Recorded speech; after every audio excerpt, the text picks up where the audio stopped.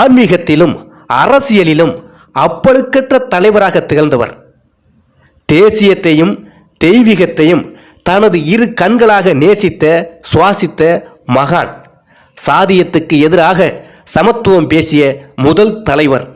தாழ்த்தப்பட்ட மக்களுக்காக தனது 32 கிராம சொத்துக்களை இலவசமாக அளித்த இறைவன்.